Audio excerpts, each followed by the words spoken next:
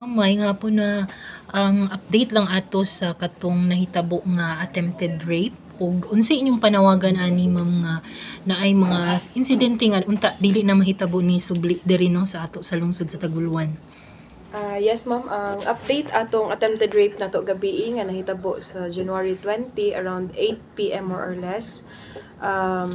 I-clarify lang nako ma'am ha, wala na hubuan ang atong 8 years old na minor, wala siya na touch ang iyang mga private parts o igo lang siya giistoryahan sa atong CICL og kanang hubua imong shorts. So then luckily nga maayo ang atong 8 years old nga victim kay nisinggit gyud siya og tabang, so nadunggan gyud sa mga construction worker nga naapod sa kilid sa kanang atong grandstand nga nagtrabaho. So motong immediately na rescue siya og ang atong victim karon ma'am ang amo nang gi-refer sa atong MSWD headed by Miss Verlyn Baclay, og naapod tay social worker nga naghawid para sa atong CICL, lahi pud atong social worker nga then ang atong CICL ma'am mag-undergo siya og intervention program tungod kay dili man pwede ma-filean og kaso ang 14 years old. So ang below 15 is dili gid siya pwede, exempted from criminal liability gid siya. So mo nang naatay intervention program nga ihatag sa iyaha. Then follow up monitoring po dayon sa atong mga ginikanan nga kanang mga naay mga gagmay nga anak, mababae or lalaki. Kinahanglan mga ma'am and sir atong bantayan, atong i-focus gyud double time ta o kanang bantay sa atong mga anak. Kung uban-ubanon manggaling nato sila sa mga crowded like sa atong mga umaabot nga fiesta na atay mga daghan activities, ubanon nato sila.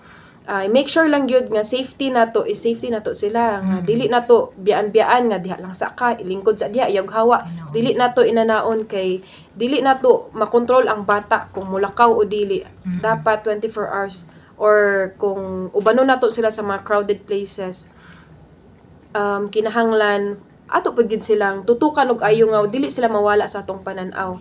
Tapos unsa pa man kaning mga ginikanan pod nato nga ang mga ginikanan pod hangyo lang pod ko nga kanang